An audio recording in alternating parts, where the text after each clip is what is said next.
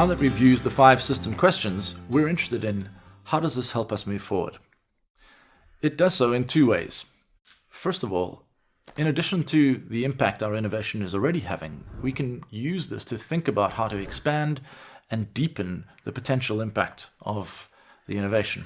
So if we try this in an example or in an exercise now, Warren, if you were at Mothers to Mothers, how would you use this exercise to think about how you could deepen or expand impact? Well, I think the 5 system questions would help me really clarify what the core innovation was that I was working on. And that was recognizing the considerable expertise that was in the patients and was not being brought into or made part of the system. So there's lots of experiential expertise there, a lot of actual technical knowledge about what it means to be a patient going through the kinds of treatment that they were talking about. And I did some role innovation there. I created this role of mentor mothers, right?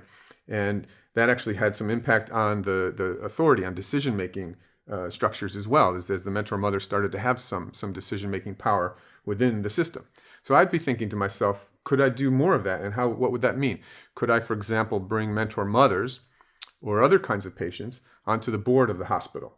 And that might have a real impact on power and what kinds of information is making its way into the decision-making process of the system. Or maybe I bring them onto the board of Mothers to Mothers. Similarly, I guess we could think about using these questions to help Humanitas deepen their impact. So if you're at Humanitas, what are you going to do?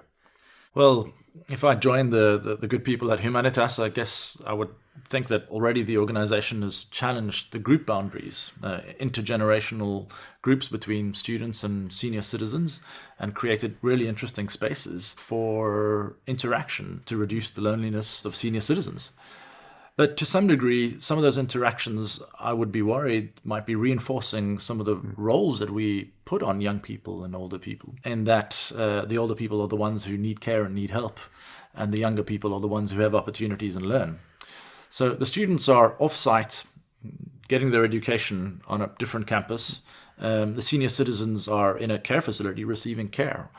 What would happen if we perhaps took the university or university programs and put it in the residential care facility, where both senior citizens and young people could be co-learners, could be equal students alike, learning together on a program?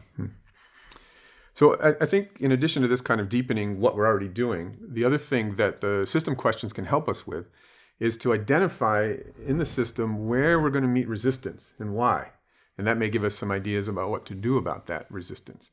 So I think it's very typical in social innovation, in the journey, especially when you've got a really great idea, to expect the whole world to take that idea and run with it. And that's not usually what happens.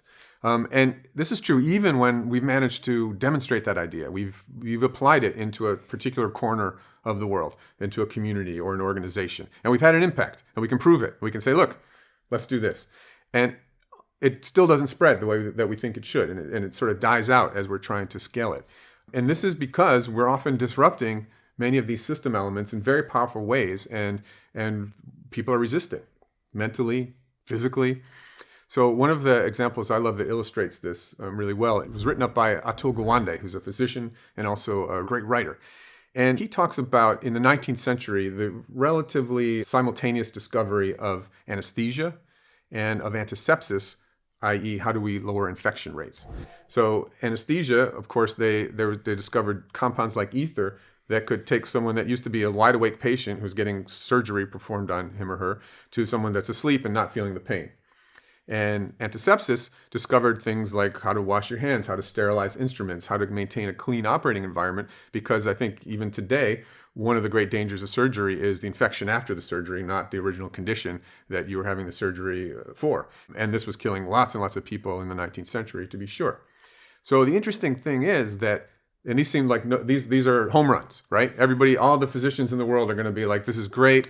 Anesthesia, perfect. Antisepsis, I'll have dramatically better results. Less pain, less death. That's not what happened. So anesthesia took off like wildfire. Within just a few years, it became widespread practice in most surgeries in the world. Antisepsis, that wasn't the case. And it took many, many years, even decades, before it became finally adopted as the normal standard procedures in operating rooms. And Gawande says, well, why is this? Well, there are a couple of reasons. One, anesthesia actually made life easier for the doctor immediately. So before, I've got a screaming, squirming patient who's under a great deal of pain, and now it's quiet, and I'm not hurting somebody, and I can focus on what I'm trying to do. So that was a piece of why anesthesia, which was technically still rather complicated and needed some specializations to arise out of it, could spread.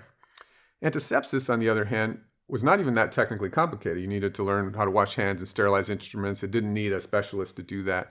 And yet the results weren't immediate for the doctor. So that was one thing. It took a little while down the road for you to see whether that actually the patient became infected or not. It didn't change the surgery itself. And so part of it is the feedback loop, but a bigger part of it, I think, was quite interesting. At the time in the 19th century, the image, the belief, the why of surgery was kind of this heroic image of the surgeon as a warrior, and who wore kind of the frock coats and had the blood and guts of the patients they were operating on kind of spattered on them, and would move from one patient to the next with the same blood from the last person on them. And this was, we're fighting, we're in drastic circumstances, and we're trying to work really quickly with this. And this is obviously not conducive to this other practice. Somewhere along the way, in Germany, they started to kind of innovate around that image and say, what if a surgeon is not a warrior? What if a surgeon is a scientist?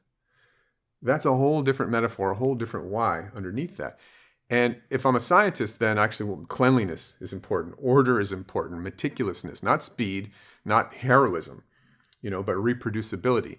As that image started to change and we started wearing white lab coats like scientists, it became easier for people to take in that I'm going to practice differently.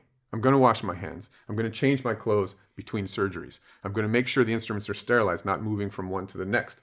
So a lot of it was just in a mindset, and yet that mindset resisted a very powerful social innovation for a long period of time.